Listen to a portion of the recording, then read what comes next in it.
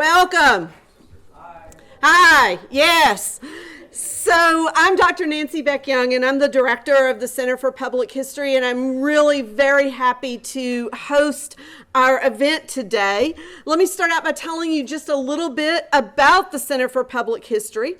Our mission is to ignite understanding of our diverse pasts by collaborating with and training historically minded students, practitioners, and the public through community-driven programming and scholarship.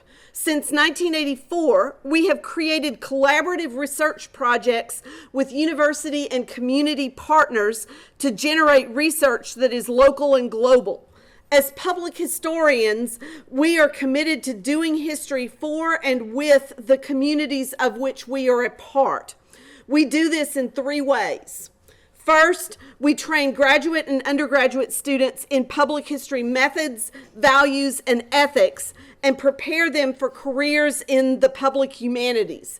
Second, through public-facing projects like Houston History Magazine, students, scholars, and community members work together to document our rich community histories. And third, through public programming under the CPH lecture series, we strive to make history matter in Houston by sponsoring lectures, workshops, discussions, and seminars that speak to the value of the humanities in the professions and in the public. Today, we gather to hear from UH's own Cullen Distinguished Professor Emeritus, Dr. Martin Melosi.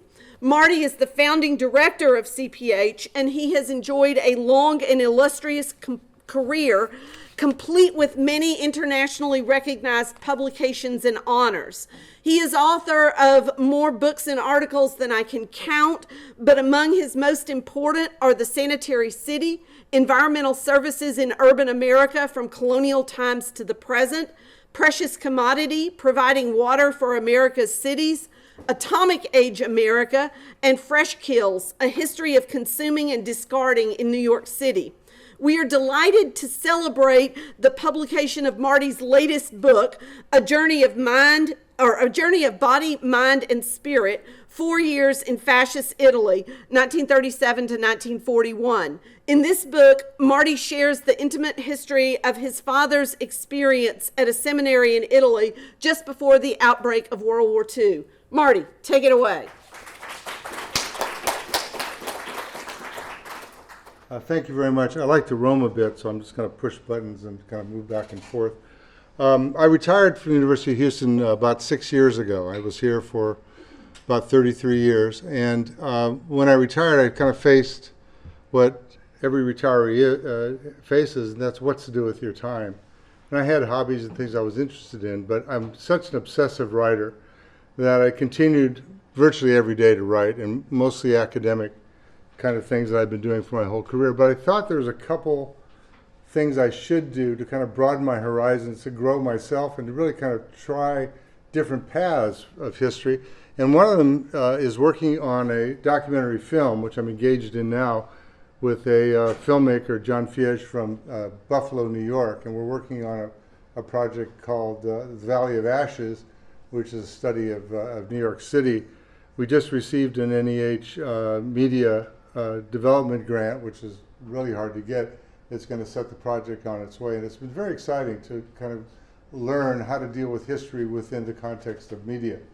The other thing I was thinking about doing was something related to materials I had from my father's years in school. And he died in 1990, and when he died, he left a number of diaries and other materials I had sitting on my shelf at home, and had been sitting there for 30 years. And I finally said, well, what will I do with these? What do I want to do with them? And I decided to move in the direction that led to this book. Before I kind of get into the process, which may be more interesting to you than the substance itself, I'll give you a little bit of background about the storyline. A storyline that the family knew in general terms, but not in specifics. Part of that was my dad's fault because he didn't talk much about these things. And even in his written work, he didn't even provide the name of the seminary he went to or even the names of his relatives. So it was a real task. But I got very obsessed with genealogy and especially with his life. At the age of 17, my dad was the child of Italian immigrants growing up in San Francisco and in the Bay Area. Both my grandparents came from Italy. All my grandparents came from Italy, for that matter.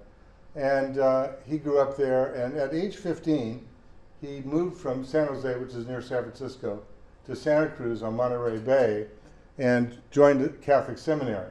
And he was there at 15 years old. He had skipped like 2 years of school and decided to follow that route. 2 years later, he left for Italy on a ship, about one of the few ways you could get there. 17 years old, never had been out of California in his life, had to travel by train to New York and then eventually over to Italy. So he's arriving at a very auspicious time. This is really the beginnings of the Spanish Civil War. And in fact, when he gets into the Mediterranean, the first thing he encounters is a ship that had been strafed by airplanes in this war in Spain. And the wounded were taken on board his ship and cared for by the ship's doctor. And so it was a first very strong encounter with what was going on in Europe. He got to northern Italy after visiting family. He had never met most of his uncles, aunts, and grandparents who lived in Tuscany, quite a little ways from the Piedmont where he went to school. Went to stay with them on and off during this whole time. They all lived without water in their houses. They cooked outdoors. Only one of the relatives had running water. He was very proud of that. All the rest of them were peasant farmers. And so here this suburban kid from California is introduced to an entirely different world. He eventually begins school in the fall of 1937. The headquarters for the school was in Asti, Italy, which is outside of Turin, and was sent the first year to a town of Alba, which is quite close to there, for what's called the novitiate years, the first year of his studies. And at the end of that year, he moved to Armeno, which is at the edge of the Alps, where he stayed for 3 years. Had he continued, he would have moved back to Asti for 4 years and been ordained as a priest at the end of that time. But he left after being in Italy for 4 years for a variety of reasons. He had an arduous schedule, classes in the classics and languages. All of his classes were taught in Latin. He studied Greek and also had to learn more Italian than he knew when he came. Had to work also on a daily basis. And because of the impending war, and as things moved on closer and closer to when Italy enters World War II, and closer and closer when Mussolini gets much closer to Hitler and begins to even modify his own ways of thinking about his rule in Italy, conditions at the seminary began to deteriorate very, very quickly. It's a very poor place. It was part of the Oblates of St. Joseph, which was an order founded in Asti. And they were pretty self-sufficient, had to be, but continually pressed upon by the Mussolini government to supply them with food and other things for the troops. So he went through all that and worked, and also became incredibly ill during this time, had a couple of nervous breakdowns, all kinds of things happened to him. And at the end of near the 5th year, he decided to leave. And he returned home after kind of a very arduous journey through Lisbon a month and a half before Pearl Harbor. And by that time, Americans were kind of persona non grata in Italy, as you can imagine. That's the storyline. And so I knew that. I knew a little bit of that, but I didn't know a lot more than that. What I had were diaries from, I guess I can move on a little bit. Here's the family. These are kind of small, but anyhow, this is when he's about 5 years old. My grandparents and my dad. He left these diaries that began with his journey to Italy and ended when he returned, and they were pretty sketchy. I mean, they included just kind of daily activities. I served Mass today. Today was raining. It was snowing, and not much in terms of detail. But fortunately, he also wrote a document called My Education, which was an unpublished book, which annotated a lot of the diary entries. Without that, I could have not have completed this work. That was written sometime in 1961 or 62, so it had been quite a distance from his experiences, and you had to take into account that he's looking back with some perspective on this, which is going to give it a slightly different take.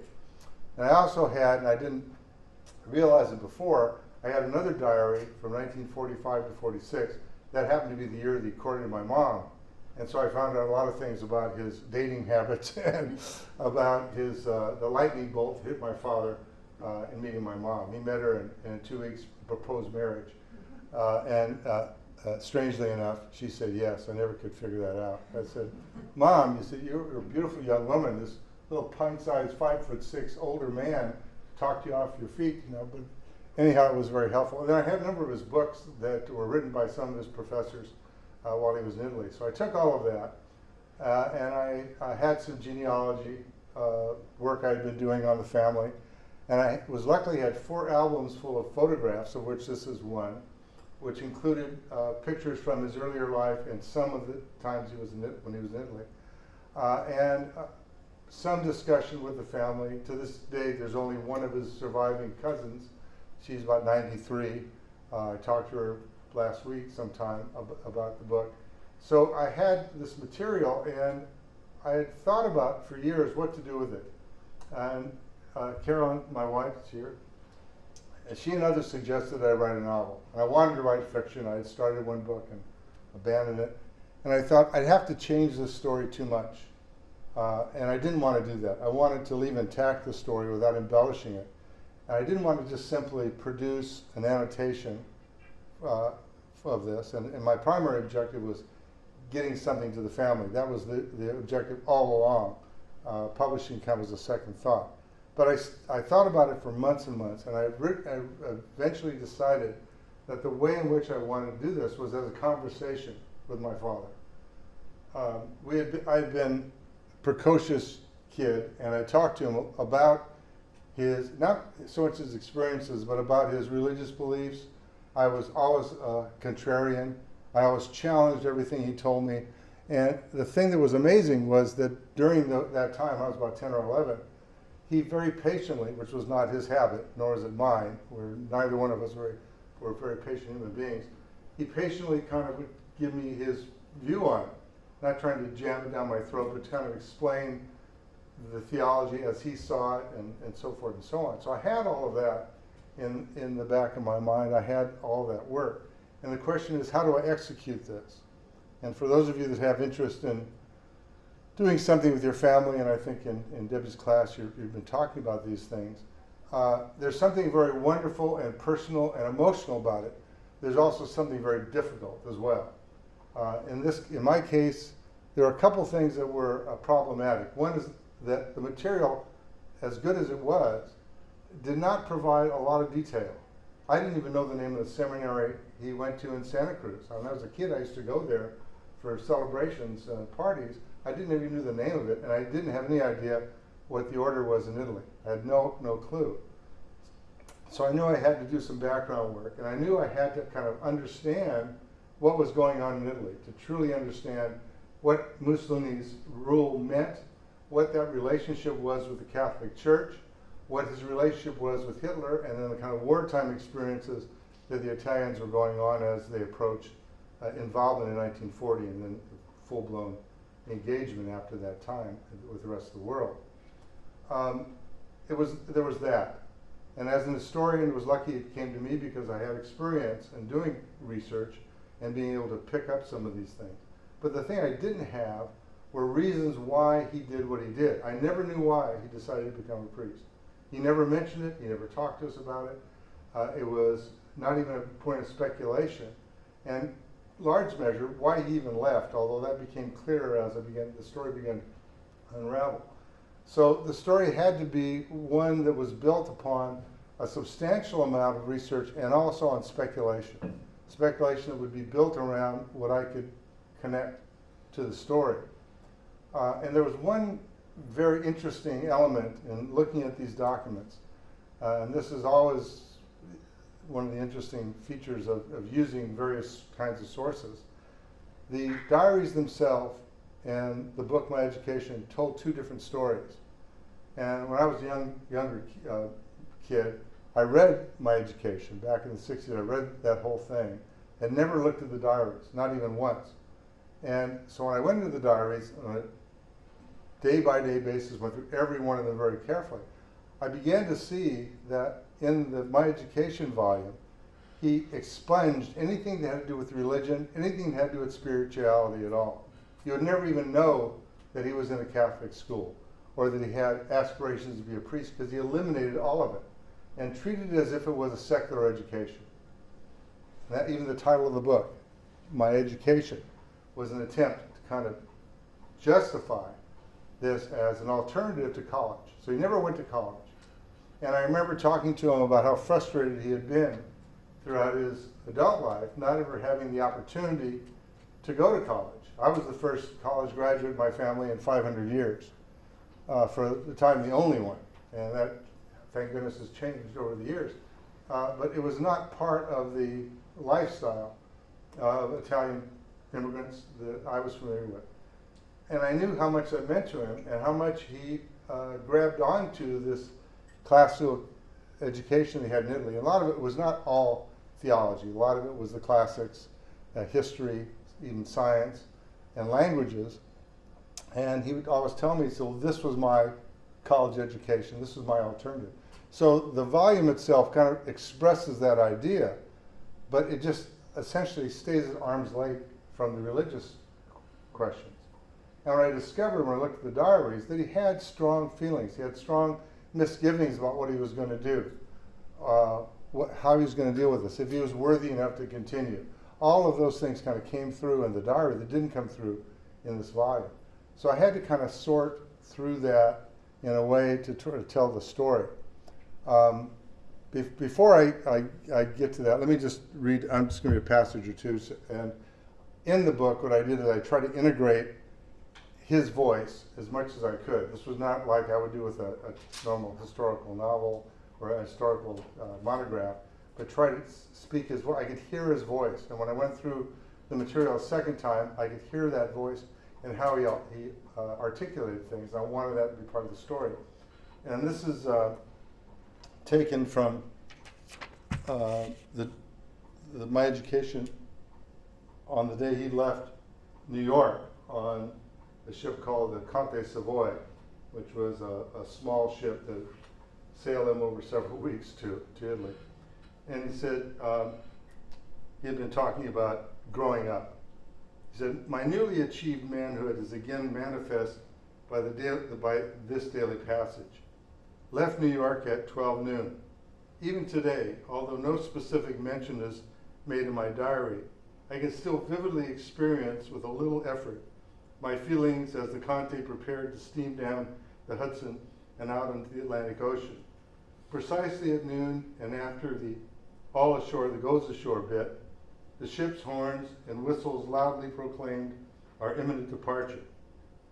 On this signal, all pandemonium broke out, both on board and on the dock. People flocked to the ship's rail to wave and shout to friends and or relatives standing on the dock. I followed the crowd, but soon realized I had no one to wave or shout to, nor was there anyone on the pier that was waving or shouting to me. I don't believe I've ever, before or since, experienced such a feeling of utter aloneness and homesickness. I knew with forced finality that I was certainly alone in the world. With this abject feeling of engulfing loneliness, I quickly found my way to the cabin and sort of rested my eyes while the Conte slid past the Statue of Liberty and out into the world. So his first feelings were what you'd expect for a 17-year-old kid who had never gone anywhere. He quickly adjusted, made friends, swam in the swimming pool that was on the boat, and things began to pick up. But these were the kinds of things that provided kind of the human element that I was looking for and trying to express as best I could what he felt. Now, dealing with, to me, the fundamental question of why did he do this was a little more difficult. I began to triangulate a few things, hoping that I could at least speculate about where I thought I could find an answer. And first I had to kind of do the background work a bit and realize that within the family structure that he lived within this family of immigrants. I'm going to pass on a bit here. He took up the violin when he was about 5 years old. He continued to play late. It's interesting, my daughter was a violist, my granddaughters both played cello. There's some kind of genetic connection, I guess, there in a way. And again, this is a little bit small, but I'll try to explain it. This bottom picture is called Federazione Cattolica Italiana, which is the Italian Catholic Federation in California.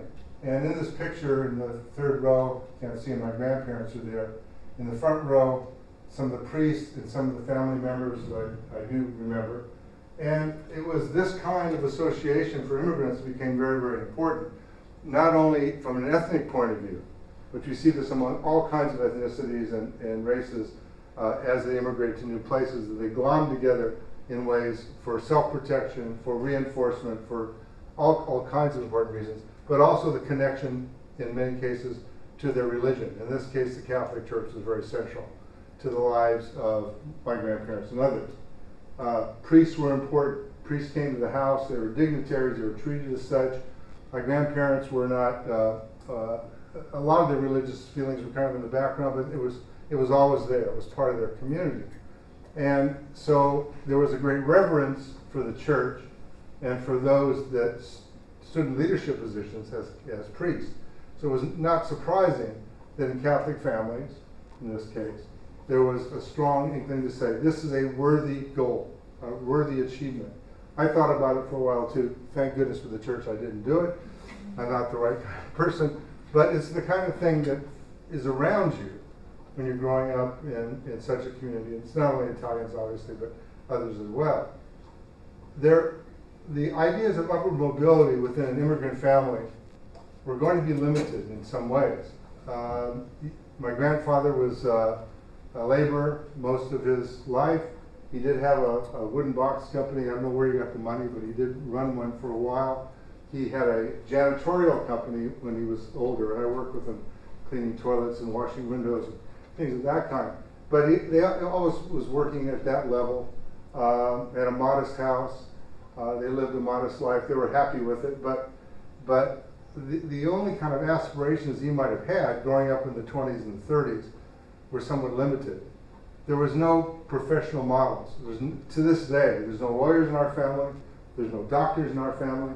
There's no other engineers in our family. Might have been a priest back there 500 years, or a bishop, I understand, but that's all I know. And so the few avenues in terms of upward mobility would come through this route, becoming a priest. So I had to believe that in some ways that sense of upward mobility was not simply a spiritual revelation, but so much of an opportunity to make it in life. And so I had to kind of speculate about it. And again, I treated it as such in the book. I didn't try to make it appear as if I had the answer, but the best information that I could get. And this was kind of typical. You can't see this very well. This picture's, all these things are not necessary, but this is a picture taken from the San Francisco Chronicle in 1925. It shows a picture of my dad and a young girl who I don't know holding a goat. And this was taken around Easter time, and it was suggesting that in the Italian-American community of North Beach, where most Northern Italians lived in San Francisco, that the people were so poor they couldn't afford rabbits for Easter. And so they had to take the local goats and celebrate with them. And so in some ways, it kind of situates him in that society in a way. The article also kind of treats them like the other. That unlike other people in the city who celebrated Easter in a conventional way, they were doing it this way. And they were doing it this way because they were poor. So there's an edge to it as well, that they were cordoned off in some respects. In San Francisco, there were definite locations where Northern Italians might live, or Sicilians, a very big Sicilian population in San Francisco, fishermen primarily lived, and other groups. And again, you can translate this into any culture or any a people of color group you want and find some kind of similar things that took place. So in any event, that was kind of a big question, and throughout the book, it was always an attempt to try to figure out what was going on and not only how he felt about things, but what this actually meant to him. Let me show you. This was the seminary today in Santa Cruz, and I didn't realize at the time, but until I started doing the work, that this was set up by missionaries from Asti. So the Oblates of St. Joseph, which was an order started in the Piedmont, had sent out missionaries throughout the world, several of them to California, including Santa Cruz and Fresno and a few other places. And the original priest had established the seminary in Santa Cruz, where he ended up going for a couple of years.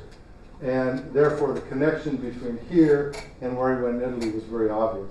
All the priests that worked at the seminary in Santa Cruz had been ordained in Asti, every one of them. So they had, some of them retired in Italy after they were done. One priest I knew went back to Italy to the Vatican as a prelate. He was very active in the church. Another one, who was a fascinating guy, was a reporter for the Vatican newspaper, as well as one of the missionaries that started Santa Cruz. His name was Father Mazzanti, somebody I also met when I was a kid. He was an interesting guy because he was friends with the Mussolini family. And some of the articles I read about him extolling the virtues of the modernization of Italy because of Mussolini and how wonderful he was doing, there were no communists in Italy, all this stuff kind of grew out of these personal ties. But that was also very consistent with a lot of the priests in Italy who were enamored of fascism because Mussolini agreed to elevate the Catholic Church as the only church in Italy, even though he was at best an agnostic or an atheist most of his life, rebaptized his family, got cozy with the Pope, and did all these kinds of things. But by and large, they were supporting Mussolini because it kind of elevated Italy once again to the status of a new Rome and the church at the center of that. And so these stories got to get intertwined between personal life and the story of what's going on in the country. By and large, until very late, the seminary remained fairly isolated from most of the politics of Mussolini. But conditions began to change as war approached. The Italians had resisted joining Hitler early on in his ventures into war, but once they kind of crossed that line and decided to fight alongside the Germans, then things changed dramatically. So you can see this progression in my story from 37 to 41, how times are changing, how their life is changing at the seminary. And the tension that existed between apparently the priests who were there, who were not members of the Fascist Party, and almost every one of the Italian seminarians who were. There were seminarians from all over the world, but most of them were Italians. And as we moved closer to the war, my dad's alienation from these guys became more obvious. Early on, he kind of bought into the attitudes. I remember having a distinct discussion about it. He said, well, you know, Mussolini wasn't bad at first, you know, he did this and that and the other. And I said, Dad, you're nuts. He was terrible, you know, and anti-Semite, all this kind of stuff. We had these big debates. And I come to realize that, you know, he had been hearing all the propaganda in the seminary from the young Italians, and at first bought it until he saw what was actually going on. And he becomes more and more critical as time passes, as you see his reactions to Mussolini and his views, which were those that will be embraced by Italians themselves as the Italians fail in the war and as Hitler begins to see Italy as a poor partner in its efforts to kind of take over Europe. So there's a lot of need to, and these are some of the, again, I'm sorry about the small pictures. I took these out of the book rather than out of my files and pictures. These are just a group of the priests that were at the seminary in Santa Cruz. Whoops. Yeah, this is the Conte Savoy that he traveled to Italy. There was a swimming pool on board the ship, and so he had camaraderie with kind of the local kids who were going over to Italy as well. And one thing you do notice, any pictures I have of Italy, any pictures I have of this time was there are happy pictures. You don't have pictures of the awful times, the terrible things that happened to people and so forth. So it's a little bit distorted, and you kind of have to put in context what they're showing you and what he's showing us. But there are plenty of interesting stories that occurred. This in the book, the publishers very happily for me put in a number of different maps, and this just shows a number of places where he visited when he first got to Italy. He didn't have to go to school right away. He had a few weeks. So he traveled around as much as he could and eventually ended up where it says, you see family origins, is somewhere between Florence and Pisa. And then where he went to school would be a little north of there. So we got around a little bit and got to see a few things as a young man who had never traveled at all. Lifestyle is an important part of the story, and my friend Federico Paolini, who was the editor who published my book in Italy. This is published in Rome by a Roman, Italian publisher. Federico, been a long friend, another historian. He'd been here actually giving talks years ago. Federico liked the story because there were few documents of non-Italians, Italian Americans, who had a perception of what was going on in Italy during these war years. And this is an unusual story because my dad's role was a kind of unique one. And Federico was really interested in how he responded to what he was seeing. And one of the things that becomes very obvious in the book, and it seems very mundane, but very important, is how he adapted to school. Again, keep in mind, he's from suburban San Jose, California. And even though it's a kind of agricultural community, he's living in America with much more modern conveniences. He goes to a school where the school day is very long. A lot of things are just foreign to him. He speaks a little bit of Italian, but he goes to his first class, opens the textbook, and it's in Latin. And all of his classes were in Latin. And he has to study languages, he has to study a lot of other things. And so the hours weighed on him very heavily in trying to navigate school. And at the same time, all of the seminarians had to work. They had to have jobs along with their schooling. And what he did in Alba was he bound books. And he was in a bookbinding shop. And this is a hobby he had for his whole life. He made 2 complete runs of National Geographics. He bound all of those. He bound everything that didn't stand still. But it's something he had learned to do. When he went to Almeno, he was transferred to the shoemaking shop, where he had to make shoes and repair shoes for the seminarian. And he was a very industrious and innovative guy. He invented new kinds of shoes that they could use in the winter. Keep in mind, this is in the lower Alps. It's very cold. And so he's designing these things, and working and kind of enjoying the work. But the days became very long. You're up at 6, so you're serving Mass, you have breakfast, you go to school, you go to work, and then you're in bed. And they're living in dormitory kind of conditions. Most cases in the winter, they didn't have wood to burn. When he was living in Armeno, they lived around forests in the lower part of the Alps, and they would collect wood and sell the wood and buy sawdust. And they would burn sawdust in the school in order to keep warm. Well, sawdust doesn't burn very well. And so it was always cold, it was always terrible, but they wouldn't even use the wood that was around them. It was one of these ironic experiences. And so the lifestyle itself was kind of tough. His health continued to deteriorate, had terrible problems with bed bugs. He goes through these long passages about what that was like. He had chilblains, a lot of skin problems and stuff like that. His teeth fell out. His eyes, he became almost blinded. It was just becoming really difficult on a daily basis, but he persevered through most of it. And it seemed like in relatively good humor, but there were certainly days when life was not so easy. And so in telling that story, it was important in itself to kind of place a 20th century American in essentially a 19th century Italy, because that's what Italy was like. And so you can kind of see the contrast. And for a while there I was wondering, well, maybe I need to get to the war quicker. I need to get to these issues quicker because that's the real story. In reality, it was not the whole story. The personal story was extraordinarily important, I think, for understanding those clashes of culture. And certainly what that would mean ultimately when the war began to continue.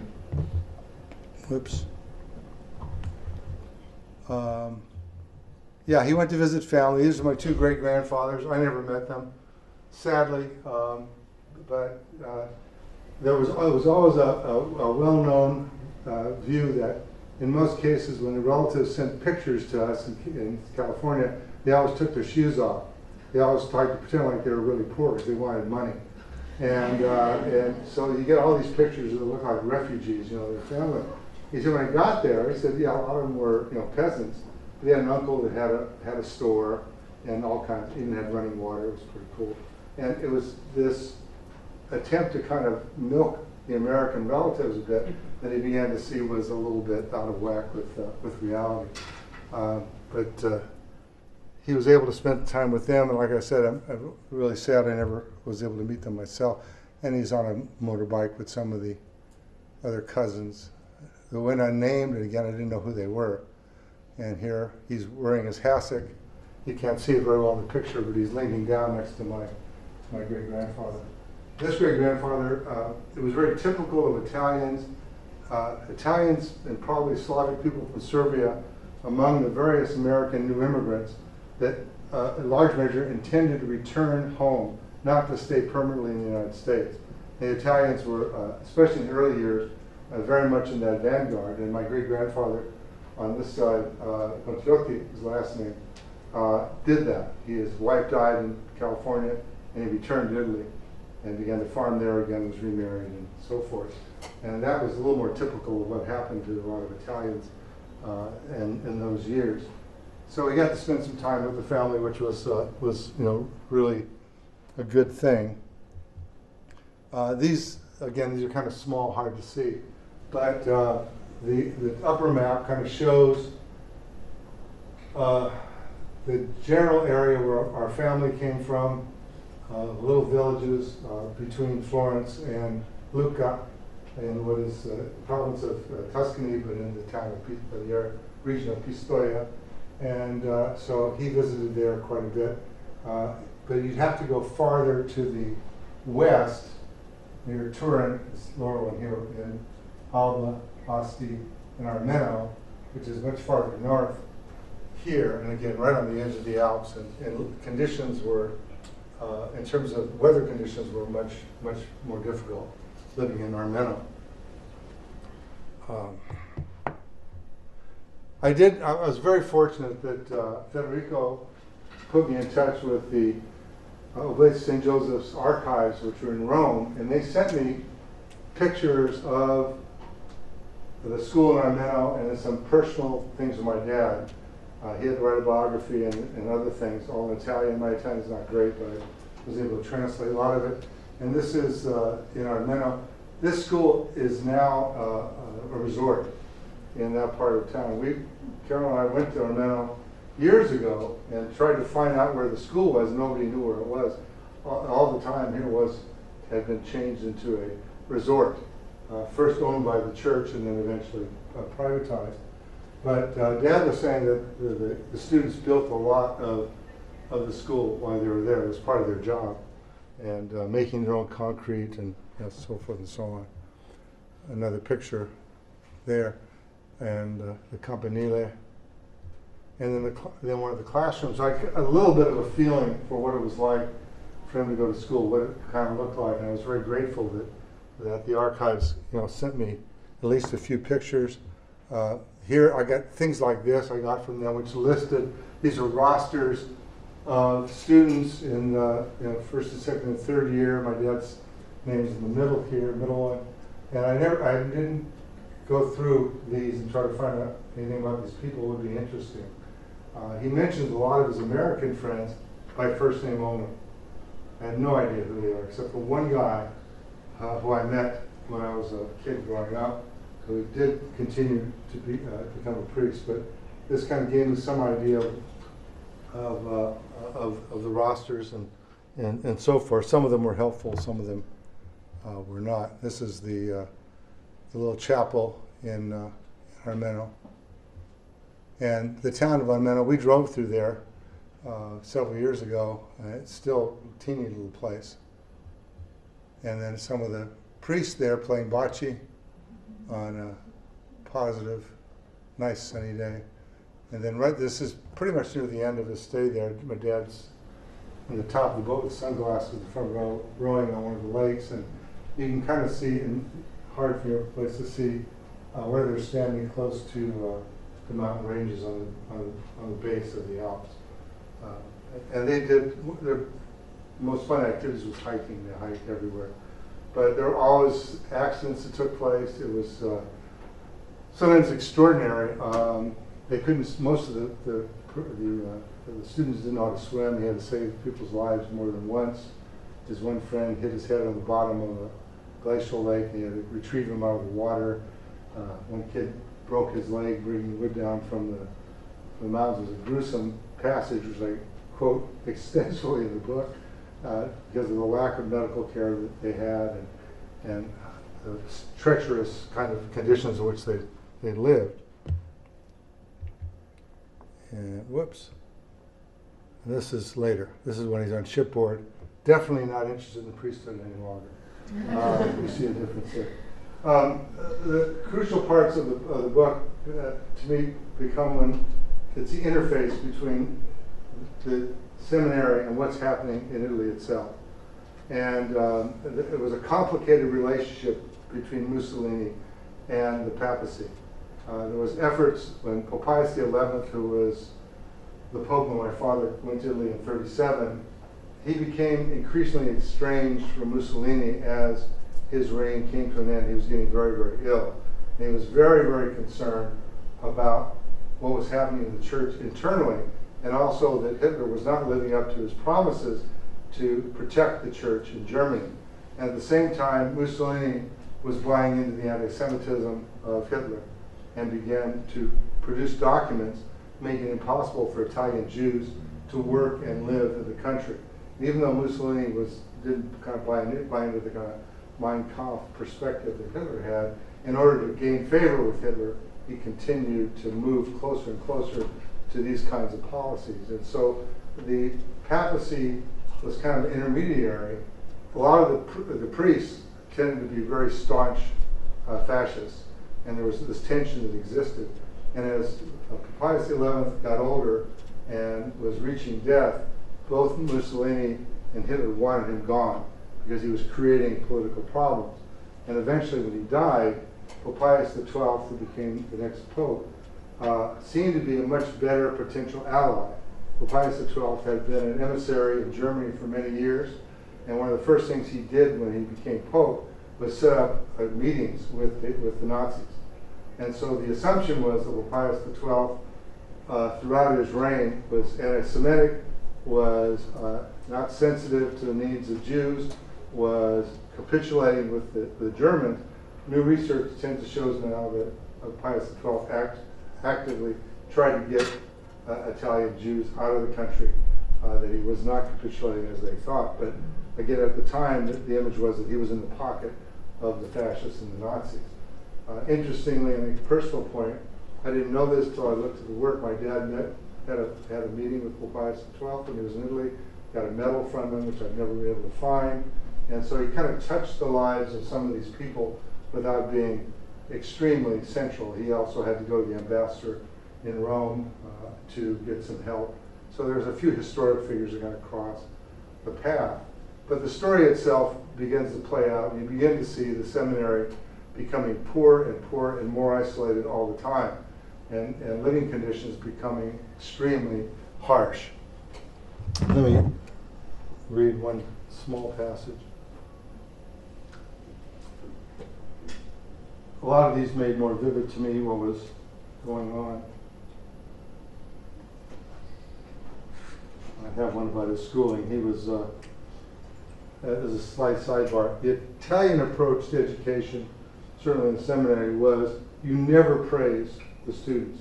The students can never be as good as the professors, and you're going to want to keep them under your thumb as much as you could. And so the first time he had an oral exam, the rector told him, "You did miserably. you're lucky you're staying here. One more mistake and you're out. It just made him feel terrible. In reality, he had done just fine. But this was kind of the style. And he said, if you think, that you're as smart as I am or as smart as your teachers, think again, because you never can be that smart. And I thought, where did I hear that before in my life? I heard it from my father. My father used to say that to me all the time. I took Italian classes from him, and I would make one mistake. He'd make me do the exercise all over again. So after a few months, I said, this is ridiculous. And, he'd always say the same thing to me. You're never going to be as smart as a teacher. I said, well, where did this come from? What came from his own experiences? But this is a passage I think in 1940. The conditions were becoming progressively worse. The amount of bread we were each allowed, if you could find it to buy, was equivalent to approximately one fair slice American hamburger bun. The quantity would not have been so bad had they left the quality alone. Bread was no longer made with flour or normal ingredients, but basically with potatoes. And I don't or wish to know what else. I do know that the chunks of potatoes were often rancid and the bread became useless. The composition was such that within 2 hours of the time the bread was taken from the oven, it would become cement hard. I eventually devised a system of grinding the buns in the meat grinder before entrusting them to my delicate teeth and stomach. What fun. So this was happening in more and more cases, very little meat. They were trading what animal livestock they had for lentil beans and dried codfish, Italians bacalhau in Portuguese.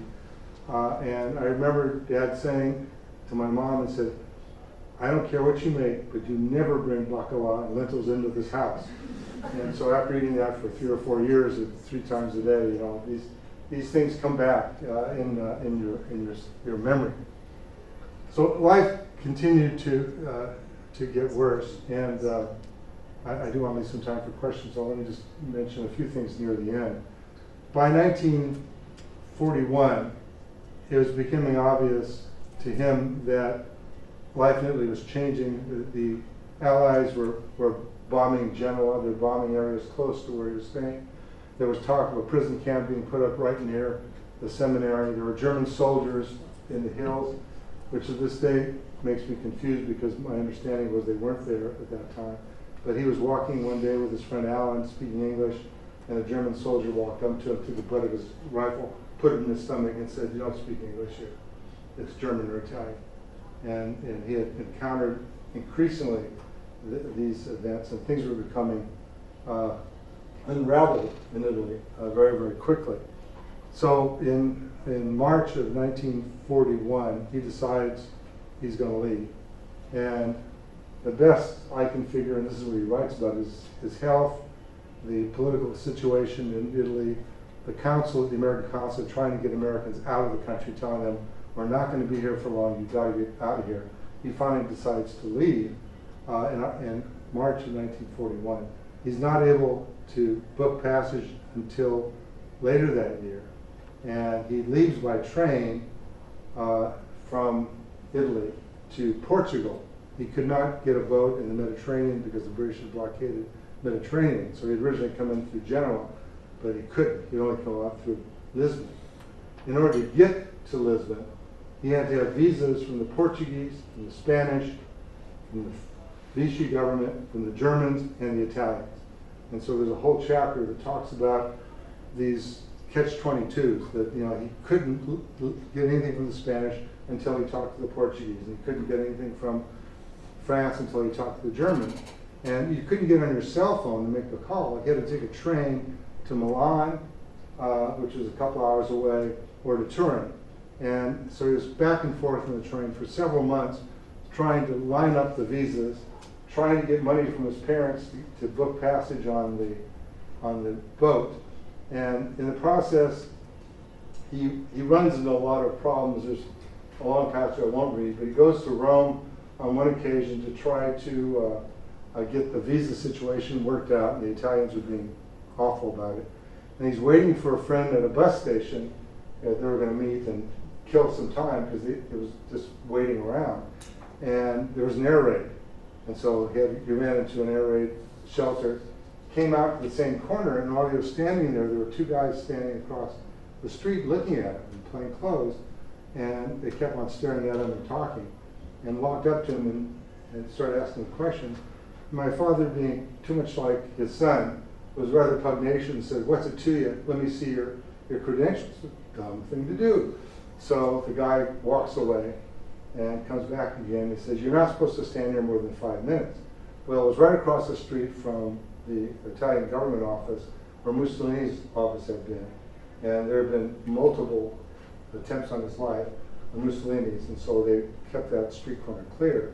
And he was about ready to get in big trouble, and his friend shows up, pulls him away and says, "You're lucky you're not in jail, or worse, because these people don't have a sense of humor," and he left. But there were always some potential problems lurking around every corner. And on the trip, when he finally gets the goods to leave, it takes him, like I said, he thought about doing it in March, he didn't leave until October. That train ride through Italy and beyond turned out to be a disaster. He was fleeced of his money. He didn't eat for 3 days.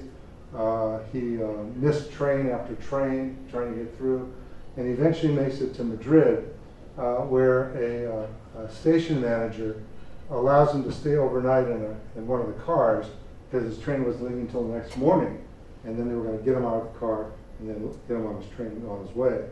And there's the passage I wanted to read from. He had time to kill that day, and so the station master took him out for a tour of Madrid. Keep in mind, this is 1941.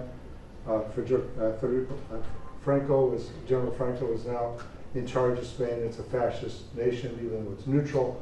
It's nonetheless under the strong arm of the Franco regime.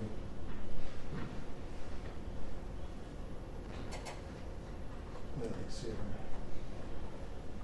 Need my glasses.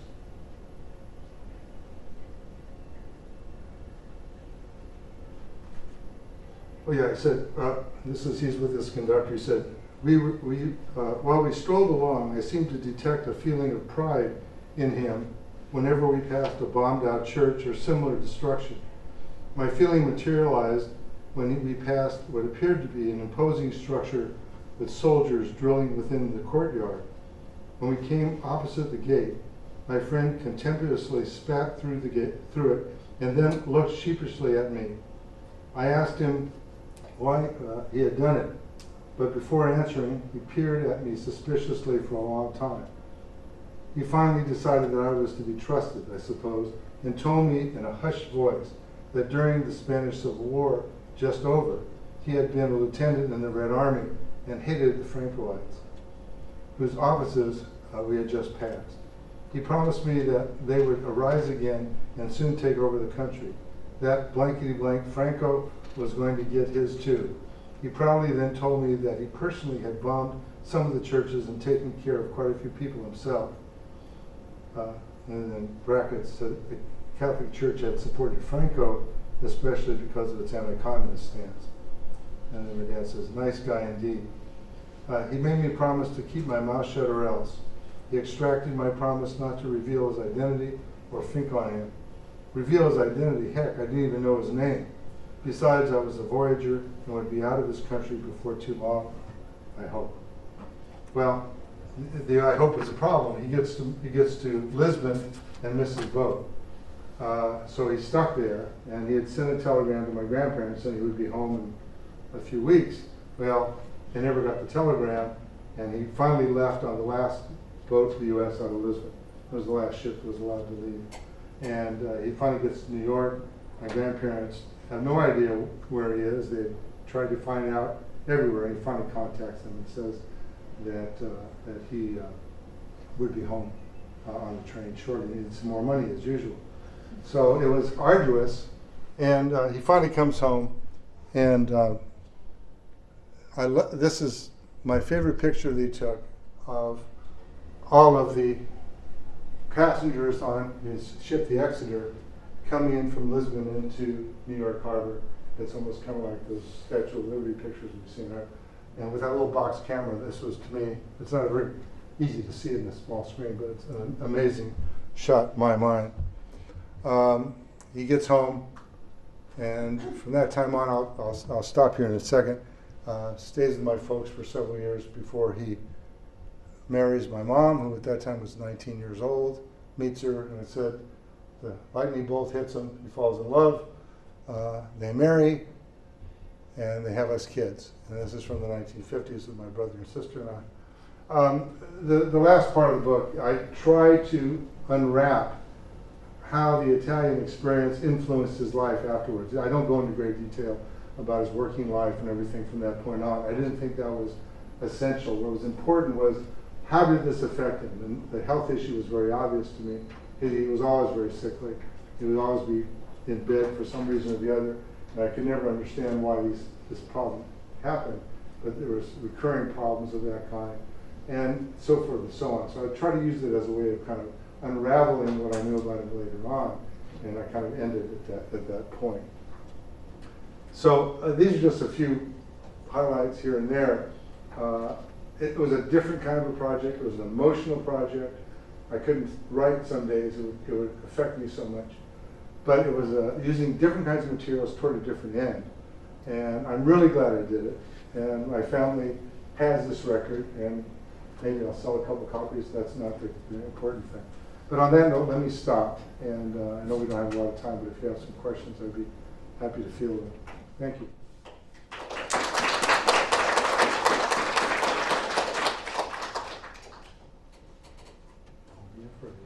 I won't blame. Yes. At the very end, you mentioned that there were some days where you just couldn't write because it affected you. Was there like any part in this book that it was really difficult to write about it? Like some days you had to take a break. That's a really good question, because there were. Again, trying to be an historian, trying to be an objective historian, looking at this as a historical project, not one about your father. Every day I ask myself, am I giving a true impression of what I know?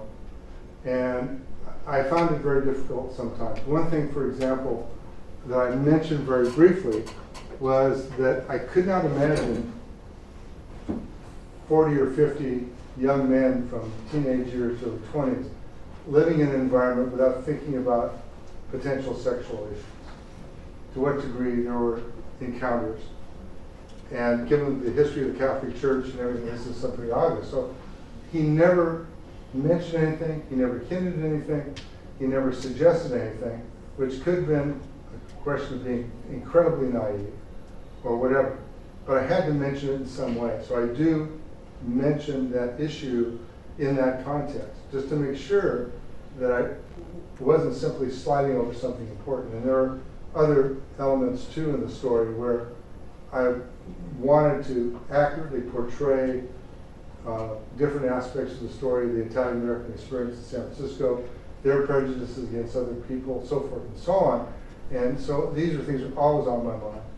And I didn't want to leave just a simple kind of benign impression that cleaned up all those things. And so I tried not to.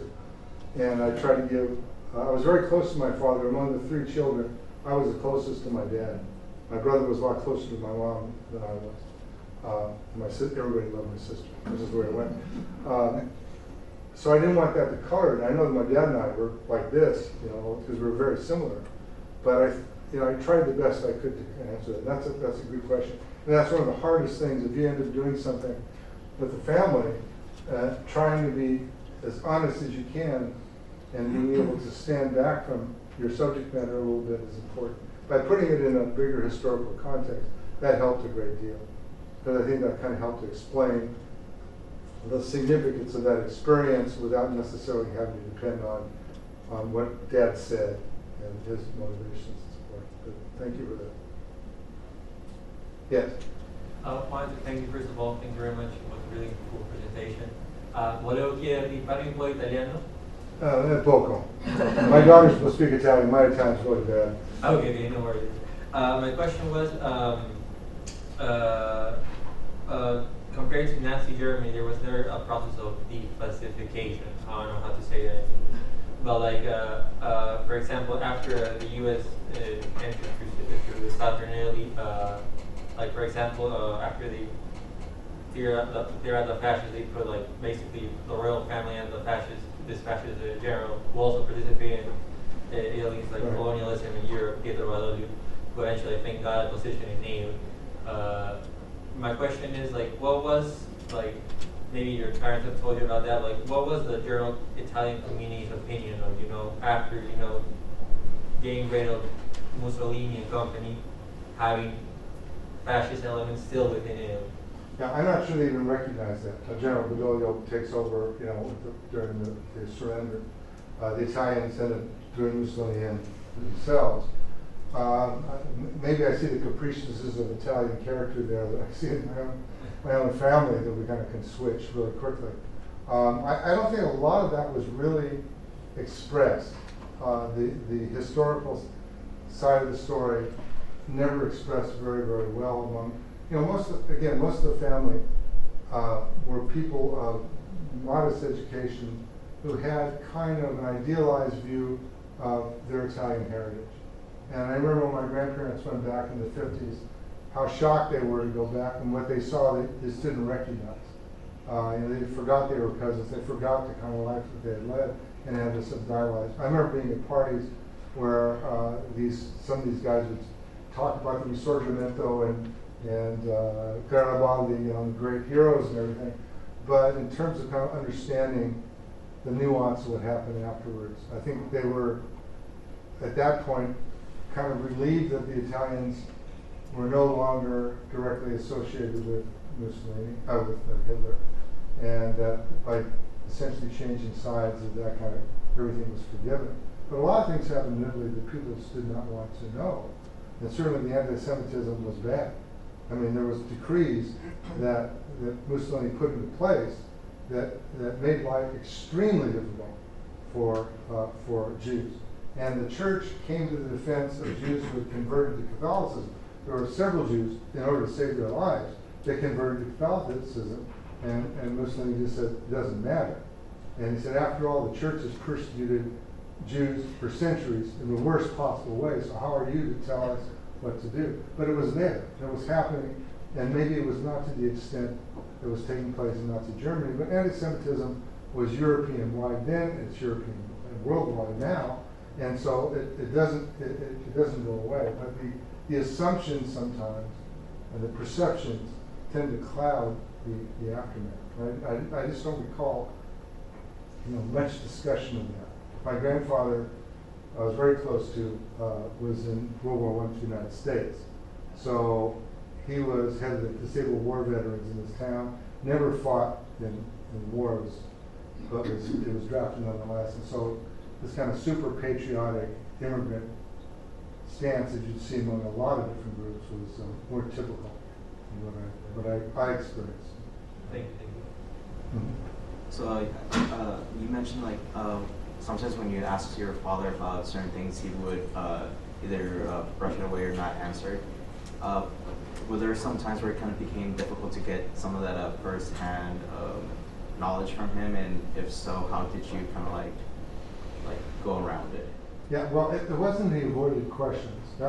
He answered questions that I raised, but I never raised those questions. When I was 10, 11 years old, you kick yourself and say, gee, so much I would like to know. But you're 10 or 11 years old, that's hardly the kind of things you're concerned about. I was just curious about his religious beliefs, because he really put pressure on me to become an altar boy. He put a lot of pressure on me to stay close within the church, which I did not, ultimately. And I announced to my family publicly that I didn't believe anymore. That was typical me. Not do it quietly, but announce to the whole family what I was thinking. But he would answer direct questions, but he never spent time just sitting down and saying, I had this experience, I had that experience. And it wasn't, it's somewhat equatable to veterans coming home. I just think he moved on. And whether he should have moved on so quickly, I tell some of his questions about his views on religion as they evolved as he came back to civilian life, and had been a strong Catholic, but there were moments when that began to change as well. So these weren't things that were hidden so much as he just didn't seemed to think they were as important as what he was doing then. It was kind of like a light switch. It's interesting to me how quickly he could back away from that life and move on to being a suburban dad and husband and work for IBM and Bank of America as an accountant. So. Also, follow-up questions. Were there any questions that you kind of wished you would have asked? Well, now there's all kinds of questions. Like I said, at 10 or 11 years old, Yeah. you know, it just didn't come up. There was a time I was teaching at Texas A&M before I came to Houston, and I had an opportunity to teach in Italy one summer. And I was excited because I wanted to bring my folks over and, you know, go through that with them. And then it all fell apart at the university. We never did it. That would have been a tremendous opportunity to do all those things. It would have been on my mind. But it just wasn't part of the discussion. You know, it just, the daily life was going different directions. And this is nothing unusual with my family. I think I talked to a lot of people where those things were common. Yeah. We have time for one more question. So I had it over here somewhere. Oh, yes. Having my own experience in terms of writing about family members, I wanted to ask, I know your father's not alive anymore and you wrote this book, but is it accurate to say that you had a relationship with your father while writing this book, like it continued on? So I would like to ask, how did that relationship evolve or develop as you wrote this book? Well, that was the intent. That is to write it from the, I didn't want to put myself at the center of the book. That wasn't the, but I did want to remove myself from the discussion.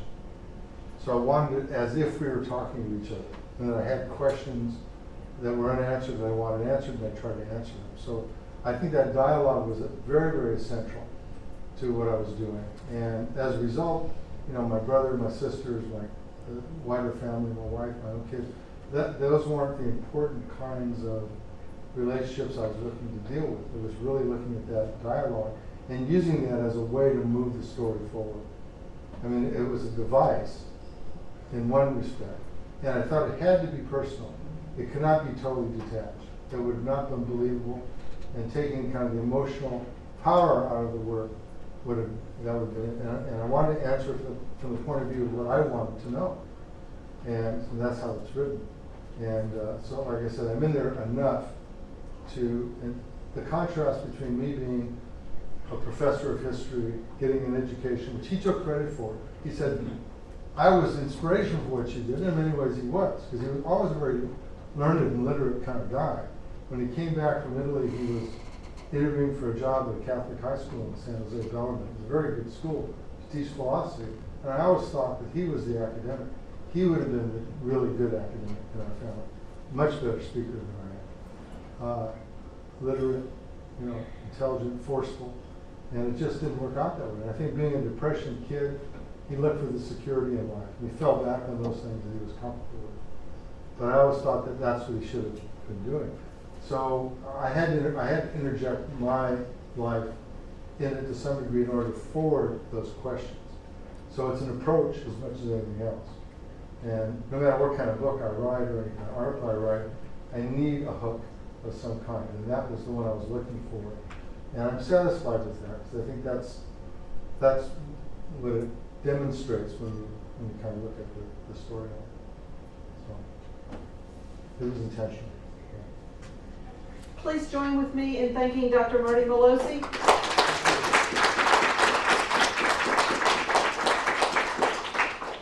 If you enjoyed hearing about Dr. Melosi's book, please mark your calendars to come back on October 10th. We'll be over in the Hilton, right, Wes?